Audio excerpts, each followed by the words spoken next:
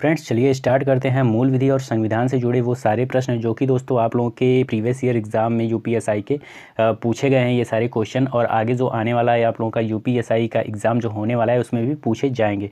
तो चलिए एक एक करके जान लेते हैं। तो वीडियो को पूरा देखिएगा और ध्यान से देखिएगा ताकि आप लोगों को जो आगामी पेपर होने वाला है उसमें फ़ायदा मिल सके। ठीक है, तो यहाँ पर पहला क्वेश्चन दोस्तों है, भारतीय दंड संहिता की किस धारा में आपराधिक षड्यंत्र को परिभाषित किया गया है। ठीक है, तो ये आप लोगों का हो जाएगा। यहाँ पर 4 ऑप्शन दिया गया है, धारा 120 का, धारा 121, धारा 154, धारा 159। तो यहाँ पर दोस्तों आप लोगों का जो भारतीय दंड संहिता है उसकी धारा 120 का में, ठीक है, आपराधिक षड्यंत्र को परिभाषित किया गया है। तो यहाँ पर दोस्तों ऑप्शन नंबर ए हो जाएगा राइट आंसर। ओके, उसके बाद से दोस्तों यहाँ पर सेकंड क्वेश्चन है, भारतीय दंड संहिता की किस धारा में दंगा को एफरे कहते हैं इंग्लिश में, हाँ ठीक है, मूल विधि में एफरे परिभाषित किया गया है।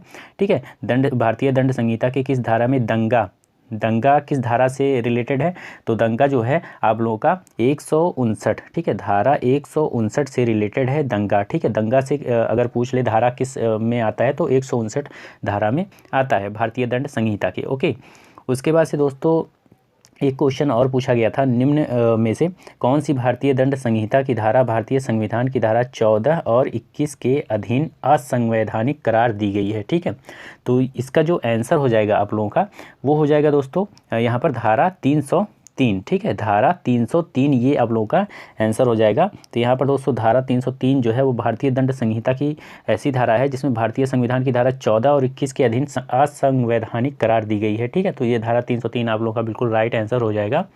उसके बाद से दोस्तों नेक्स्ट क्वेश्चन था, छल की सज़ा का संबंध निम्न में से आईपीसी किस धारा में है। ठीक है, तो यहाँ पर 4 ऑप्शन है, धारा 415, धारा 417, धारा 416 और इनमें से कोई नहीं। ठीक है, तो यहाँ पर दोस्तों ये तीनों धाराएं आप लोगों की इससे संबंधित नहीं है, तो यहाँ पर ऑप्शन नंबर डी आप लोगों का बिल्कुल राइट आंसर हो जाएगा। छल की सज़ा ये तीनों धारा से रिलेटेड नहीं है, तो यहाँ पर ऑप्शन नंबर डी आप लोगों का बिल्कुल राइट आंसर हो जाएगा। ओके, उसके बाद से दोस्तों नेक्स्ट क्वेश्चन था, निम्न में से कौन सा अपराध है जिसकी तैयारी आईपीसी, ठीक है, में दंडनीय है।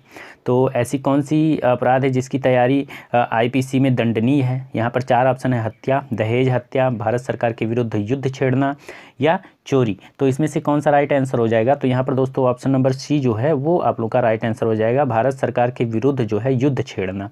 निम्न में से कौन सा अपराध है जिसकी तैयारी आईपीसी में दंडनीय है, मतलब भारत सरकार के विरुद्ध छेड़ने की तैयारी जो है वो आईपीसी में दंडनीय है। ओके, तो ये आप लोग का राइट आंसर हो जाएगा ऑप्शन नंबर सी। ओके, उसके बाद से दोस्तों जो नेक्स्ट क्वेश्चन था वो था दोस्तों, आत्महत्या करने के लिए दुष्प्रेरण अमेंडमेंट की सज़ा का प्रावधान आईपीसी की किस धारा में किया गया है।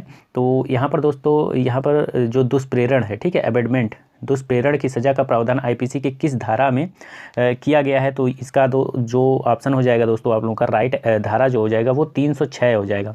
ये वाला आंसर हो जाएगा, धारा 306 में दुष्प्रेरण के बारे में कहा गया है। ओके, दुष्प्रेरण की सज़ा का प्रावधान किया गया है धारा नंबर 306 में। ओके, उसके बाद से चलिए नेक्स्ट देखते हैं। तो नेक्स्ट है दोस्तों आईपीसी की धारा 320 में गहरी चोट, ग्रेवियस हर्ट। ठीक है, ग्रेवियस हर्ट मतलब कि ज़्यादा मात्रा में अगर चोट पहुंचाई गई हो तो में कितनी प्रकार की चोटों को सम्मिलित किया गया है ग्रेवियस हर्ट में। ठीक है, तो यहाँ पर जो ऑप्शन आप लोगों का राइट आंसर हो जाएगा ऑप्शन नंबर डी, 8 प्रकार की चोटों का वर्णन किया गया है ग्रेवियस हर्ट में। तो 7 का आप लोगों का कौन सा हो जाएगा, ऑप्शन नंबर डी। ओके, उसके बाद से नेक्स्ट है दोस्तों आईपीसी के किस धारा में विधि विरुद्ध जमाव मतलब अनलॉफुल असेंबली को परिभाषित, मतलब कि फालतू में कहीं अगर जमाव हुआ है, ठीक है, भीड़ लगी है जो कि विधि के विरुद्ध है, तो उसको किस धारा में जो है परिभाषित किया गया है। तो यहाँ पर दोस्तों 4 ऑप्शन 141, 142, 146 और 149। तो यहाँ पर दोस्तों जो राइट आंसर हो जाएगा आप लोगों का 8 का ए यहाँ पर। ठीक है, 141 में विधि विरुद्ध जमाव के बारे में कहा गया है। ओके, कि ये एक प्रकार का अपराध है। ओके, 141, तो यहाँ पर धारा 141 राइट आंसर हो जाएगा ऑप्शन नंबर ए। उसके बाद से नेक्स्ट देखते हैं। तो नेक्स्ट है दोस्तों एस वरदराजन बनाम स्टेट, एस वरदराजन बनाम स्टेट का संबंध निम्न में से किससे है? तो यहाँ पर 4 ऑप्शन है, धारा 366 AIPC, धारा 364 AIPC, धारा 363 IPC, उसके बाद से इनमें से कोई नहीं। तो यहाँ पर जो राइट आंसर हो जाएगा आप लोगों का, तो ये ऑप्शन नंबर सी धारा 363 IPC ये राइट आंसर हो जाएगा। ये संबंधित है एस वरदराजनम बनाम स्टेट से संबंध है। ओके, उसके बाद से दोस्तों जो नेक्स्ट क्वेश्चन है वो है, रामू अगर यहाँ पर सोहन के घर में से खिड़की से घुसता है तो रामू ने निम्न में से कौन सा अपराध किया? अगर कोई बंदा है वो किसी के घर में खिड़की के रास्ते घुस रहा है तो वो दोस्तों आप लोगों का सेधमारी में आ जाएगा। ठीक है, सेधमारी, हाउस ब्रेकिंग, ये आप लोगों का राइट आंसर हो जाएगा ऑप्शन नंबर सी। ठीक है, तो 10 का आप लोगों का क्या हो जाएगा? Option number C. उसके बाद से दोस्तों जो नेक्स्ट क्वेश्चन है वो है, निम्न में से किसको गिरफ्तार होने से बचने की दशा में पुलिस मृत्यु कारित, एक मिनट यहाँ थोड़ा बड़ा कर लेता हूँ उसको। ठीक है, दिया गया है, निम्न में से किसको गिरफ्तार होने से बचने की दशा में पुलिस मृत्यु कारित करने तक का अधिकार प्राप्त है? ठीक है, तो यहाँ पर दिया है, पहला मृत्यु दंड से दंडनीय अपराध की दशा में, आजीवन कारावास से दंडनीय अपराध की दशा में। ठीक है, ये भी सही है।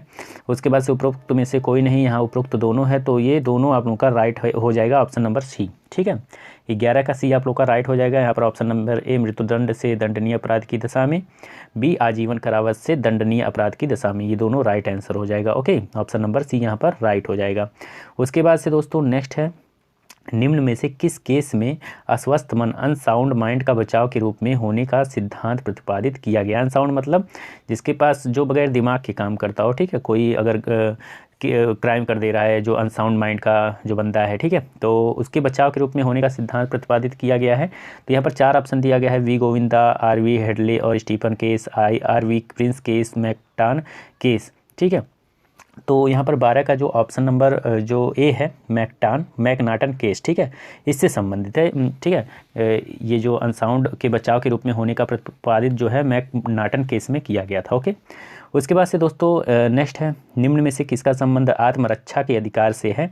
तो यहाँ पर 4 ऑप्शन है, जयदेव बनाम स्टेट, महबूब शाह बनाम एम्परर, आर बनाम प्रिंस और इनमें से कोई नहीं। ठीक है, तो यहाँ पर जो आप लोगों का राइट आंसर हो जाएगा वो हो जाएगा ऑप्शन नंबर ए, जयदेव बनाम स्टेट। इसमें दोस्तों आत्मरक्षा के अधिकार से ये संबंध है, जयदेव बनाम state. Okay, option number A. Okay, next है दोस्तों, दंड प्रक्रिया संहिता 1973 किस दिनांक से प्रवृत्ति हुई? ठीक है, दंड प्रक्रिया संहिता 1973 किस दिनांक से प्रवृत्ति हुई? तो ये दोस्तों हुआ था आप लोगों का 1 अप्रैल 1974 को। ठीक है, तो यहाँ पर ऑप्शन नंबर डी आप लोगों का बिल्कुल राइट आंसर हो जाएगा। उसके बाद से दोस्तों नेक्स्ट है, यहाँ पर जमानतीय अपराध कौन से हैं? जमानतीय अपराध कौन से हैं? तो यहाँ पर दोस्तों पहला है दक्षिण प्रसंहिता, ठीक है, इंडियन पेनल कोड यहाँ पर। ठीक है, तो कि प्रथम अनुसूची में जिसमें जमानतीय अपराध का उल्लेख किया गया है, सभी समन्वय विचरण के प्रकरण हैं। उसके बाद से यहाँ पर सी है, सभी असंज्ञेय अपराध के प्रकरण, सभी प्रकरण जो सत्र न्यायालय द्वारा विचारणीय नहीं है। ठीक है, तो यहाँ पर दोस्तों जो ऑप्शन नंबर ए आप लोग का है बिल्कुल राइट आंसर है कि प्रथम अनुसूची में जिसमें जमानतीय अपराध का उल्लेख किया गया है। ठीक है, तो ये आप लोगों का जमानतीय अपराध है, इसमें उल्लेख किया गया है। ओके, उसके बाद से दोस्तों नेक्स्ट है, जो नेक्स्ट क्वेश्चन है वो है आप लोगों का, दंड प्रक्रिया संहिता की धारा 2C परिभाषित करती है, 4 ऑप्शन यहाँ पर, जमानतीय अपराध, गैर जमानतीय अपराध, संज्ञेय अपराध, असंज्ञेय अपराध। तो दंड जो प्रक्रिया संहिता है धारा 2C, ठीक है, ये किसे परिभाषित करती है? तो ये आप लोग का हो जाएगा ऑप्शन नंबर सी, संज्ञेय अपराध को। ठीक है, इसको परिभाषित करती है 2C। ओके, उसके बाद से दोस्तों यहाँ पर नेक्स्ट है, दंड प्रक्रिया संहिता के अंतर्गत जांच की जाती है तो केवल मजिस्ट्रेट द्वारा, पुलिस अधिकारी द्वारा, सत्र न्यायालय द्वारा, मजिस्ट्रेट या न्यायालय द्वारा दंड प्रक्रिया संहिता किसके द्वारा जांच की जाती है? तो ये जांच की जाती है दोस्तों मजिस्ट्रेट या न्यायालय द्वारा। ठीक है, यहाँ पर ऑप्शन नंबर डी बिल्कुल राइट आंसर हो जाएगा, मजिस्ट्रेट या न्यायालय द्वारा। उसके बाद से दोस्तों नेक्स्ट है, असंज्ञेय अपराध से अभिप्रेत है ऐसा अपराध जिसमें, असंज्ञेय अपराध कौन सा है? तो यहाँ पर ऑप्शन दिया गया है, एक मिनट छोटा कर लेते हैं थोड़ा। तो यहाँ पर 4 ऑप्शन है, एक पुलिस अधिकारी बिना वारंट के गिरफ्तार नहीं कर सकता, ये असंज्ञेय अपराध में हो सकता है, या एक पुलिस अधिकारी अपने विवेक के आधार पर गिरफ्तार कर सकता है, एक पुलिस अधिकारी बिना वारंट के गिरफ्तार करने का प्राधिकार रखता है, और परिवादी के निवेदन पर गिरफ्तार किया जा सकता है। तो यहाँ पर दोस्तों आप लोगों का जो असंज्ञेय अपराध से अभिप्रेत है ऐसा अपराध जिसमें असंज्ञेय अपराध कौन सा है, ठीक है। तो यहाँ पर दोस्तों आप लोगों का जो आंसर हो जाएगा वो हो जाएगा दोस्तों यहाँ पर ऑप्शन नंबर ए जो है वो एक पुलिस अधिकारी बिना वारंट के गिरफ्तार नहीं कर सकता असंज्ञेय अपराध में, ठीक है। बाकी ये तीनों गलत है, ठीक है। एक पुलिस अधिकारी जो है बिना वारंट के गिरफ्तार किसी को नहीं कर सकता असंज्ञेय अपराध में, ओके। और यहाँ पर चलिए नेक्स्ट देखते हैं। तो नेक्स्ट है दोस्तों, एक मुख्य न्यायिक दंडाधिकारी जो है वो दंडादेश दे सकता है, ठीक है। एक मुख्य न्यायिक दंडाधिकारी दंडादेश दे सकता है। यहाँ पर 4 जो नियम है, ठीक है, 4 यहाँ पर दिए गए हैं ऑप्शन। 3 वर्ष से अनधिक अवधि के लिए कारावास का, या 5,000 रुपये से अनधिक जुर्माने का, या दोनों का, ठीक है। दूसरा है 5 वर्ष के अनधिक अवधि के लिए कारावास, या 10,000 रुपये से अनधिक जुर्माने का, या दोनों का, ओके। सी है 7 वर्ष के, ठीक है। उसके बाद से ये है कारावास जुर्माना किसी भी राशि तक। तो यहाँ पर जो ऑप्शन आप लोगों का राइट आंसर हो जाएगा, एक मुख्य न्यायिक दंडाधिकारी जो है वो दंडादेश दे सकता है। कैसी परिस्थिति में, तो यहाँ पर दोस्तों जो आप लोगों का यहाँ पर सी वाला है 7 वर्ष से अनधिक अवधि के लिए कारावास या जुर्माना से किसी भी राशि तक का हो सकेगा, या दोनों का, ठीक है। यहाँ पर ऑप्शन नंबर सी आप लोगों का बिल्कुल राइट आंसर हो जाएगा। एक मुख्य न्यायिक दंडाधिकारी दंडादेश दे सकता है, ठीक है, 7 वर्ष का। तो यहाँ पर ऑप्शन नंबर सी सही हो जाएगा, ओके। 19 का सी आप लोगों का बिल्कुल राइट आंसर हो जाएगा। उसके बाद से दोस्तों नेक्स्ट देखते हैं, 1 मिनट यहाँ पर थोड़ा बड़ा कर लेते हैं। तो यहाँ पर है, कोई भी न्यायिक मजिस्ट्रेट प्रथम वर्ग निम्न में से किस सज़ा को प्रेरित करने के लिए प्राधिकृत है, ठीक है। तो यहाँ पर 4 ऑप्शन है। तो 20 का आप लोगों का जो राइट आंसर हो जाएगा ऑप्शन नंबर सी, ऐसी अवधि के लिए कारावास जो 3 वर्ष से अनधिक हो, ठीक है। कोई भी न्यायिक मजिस्ट्रेट प्रथम वर्ग निम्न में से किस सज़ा को प्रेरित करने के लिए अधिकृत है, तो ऐसी अवधि के लिए जिसमें कारावास जो है 3 वर्ष से अनधिक हो, ठीक है। तो ये ऑप्शन नंबर सी बिल्कुल राइट आंसर हो जाएगा। उसके बाद से दोस्तों नेक्स्ट है, द्वितीय श्रेणी के मजिस्ट्रेट के न्यायालय द्वारा निम्न में से कौन सा दंडादेश पारित किया जा सकता है द्वितीय श्रेणी के मजिस्ट्रेट के द्वारा, ठीक है।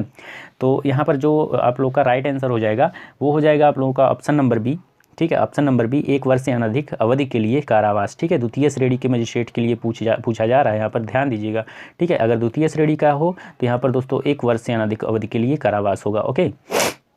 तो यहाँ पर दोस्तों 21 का जो बी ऑप्शन है वो आप लोगों का बिल्कुल राइट आंसर हो जाएगा। उसके बाद से चलिए देखते हैं नेक्स्ट। तो नेक्स्ट है दोस्तों, पुलिस अधिकारी बिना मजिस्ट्रेट के आदेश तथा बिना वारंट के किसी भी व्यक्ति को गिरफ्तार कर सकेगा, ठीक है। पुलिस अधिकारी बिना मजिस्ट्रेट के आदेश तथा बिना वारंट के किसी भी व्यक्ति को गिरफ्तार कर सकेगा कब, जब पुलिस अधिकारी की उपस्थिति में संज्ञेय अपराध करता है, ठीक है, जो संहिता के अधीन या राज्य सरकार के आदेश द्वारा अपराधी उद्घोषित किया गया हो, जो पुलिस अधिकारी द्वारा उसके विधिपूर्ण कर्तव्यों के निष्पादन में बाधा कारित हो, उपयुक्त सभी परिस्थितियों में, ठीक है। तो यहाँ पर 4 ऑप्शन दिए गए हैं, ठीक है। तो यहाँ पर हमने पढ़ा, ठीक है, चारों ऑप्शन को मैंने पढ़ा। उसके बाद से यहाँ पर यहाँ है जो पुलिस अधिकारी की उपस्थिति में भी सही है, जो संहिता के अधीन या राज्य सरकार ये भी सही है, संज्ञेय अपराध में आता है, ठीक है। यहाँ पर जो ये है वो संज्ञेय अपराध में आता है। पुलिस अधिकारी बिना मजिस्ट्रेट के आदेश के बिना वारंट के ये गिरफ्तार कर सकता है अगर कोई ऐसा अपराध कर रहा है। तो यहाँ पर पहला वाला, दूसरा वाला मैंने पढ़ा, तीसरा वाला जो पुलिस अधिकारी, ये भी दोनों सही है। तो तीसरा देख लेते हैं, जो पुलिस अधिकारी द्वारा उसके विधि पूर्ण कर्तव्य बाधित करता है, तो ये भी सही है। तो यहाँ पर ऑप्शन नंबर डी बिल्कुल राइट आंसर हो जाएगा, ठीक है। उसके बाद से नेक्स्ट है, दंड प्रक्रिया संहिता धारा 41 ग के अंतर्गत राज्य सरकार पुलिस नियंत्रण कक्ष स्थापित करेगा। तो यहाँ पर 4 ऑप्शन है, केवल जिला स्तर पर, केवल राज्य स्तर पर, केवल कमिश्नरी स्तर पर, राज्य तथा जिला स्तर पर, दोनों में, ठीक है। तो यहाँ पर जो ऑप्शन आप लोगों का बिल्कुल राइट हो जाएगा वो आप लोगों का हो जाएगा ऑप्शन नंबर डी। यहाँ पर राज्य तथा जिला स्तर दोनों पर ये दंड प्रक्रिया संहिता की धारा 41 ग के अंतर्गत राज्य सरकार पुलिस नियंत्रण कक्ष राज्य और जिला स्तर पर स्थापित कर सकेगा। तो यहाँ पर ऑप्शन नंबर डी राइट हो जाएगा आंसर। उसके बाद से नेक्स्ट है, दंड प्रक्रिया संहिता की कौन सी धारा सैन्य बलों के सदस्यों को गिरफ्तारी से सुरक्षा प्रदान का प्रावधान करती है। तो यहाँ पर दोस्तों सैन्य बलों के सदस्यों को गिरफ्तारी से सुरक्षा प्रदान करने का प्रावधान किस धारा में है, तो ये है आप लोगों का दोस्तों ऑप्शन नंबर बी, धारा 45 में, ठीक है। धारा 45 में है जो सैन्य बलों के सदस्यों की गिरफ्तारी से सुरक्षा का, ठीक है, ये जो प्रावधान है वो धारा 45 में दिया गया है। तो यहाँ पर ऑप्शन नंबर बी आप लोगों का बिल्कुल राइट आंसर हो जाएगा। नेक्स्ट है, बिना वारंट के गिरफ्तार करने के बाद मजिस्ट्रेट के आदेश के बिना पुलिस अधिकारी द्वारा गिरफ्तार किए गए व्यक्ति को अभिरक्षा में रखने की अवधि कितनी होती है, तो 12 घंटे हैं। उसके बाद से यहाँ पर 24 घंटे, अपराध की स्वीकृति तक, चोरी की गई वस्तु बता देने तक, ठीक है। तो यहाँ पर 4 ऑप्शन दिए गए। आप लोगों का जो राइट आंसर हो जाएगा वो हो जाएगा ऑप्शन नंबर बी, 24 घंटे तक, ठीक है। अगर बिना वारंट के कोई पुलिस आप लोगों को किसी को गिरफ्तार कर रही है और भी मजिस्ट्रेट के आदेश के बिना पुलिस अधिकारी द्वारा गिरफ्तार किए गए व्यक्ति को अभिरक्षा में, मतलब कैद में रखने की अवधि कितनी हो सकती है, तो वो होती है दोस्तों 24 घंटे। यहाँ पर दोस्तों ऑप्शन नंबर भी आप लोगों का बिल्कुल राइट आंसर हो जाएगा। ओके, ठीक है। तो हमने इस वीडियो में आप लोगों को 25 क्वेश्चन बताए विधि और हमारे संविधान से जुड़े जितने भी यूपीएसआई के एग्ज़ाम में, प्रीवियस ईयर एग्ज़ाम में पूछे गए क्वेश्चन, ठीक है। हमने 25 क्वेश्चन आप लोगों को इस वीडियो में बताया। ओके, तो चलिए मिलते हैं अगले वीडियो में एक मूल विधि और संविधान से जुड़े 25 क्वेश्चनों के साथ। तब तक के लिए दोस्तों धन्यवाद।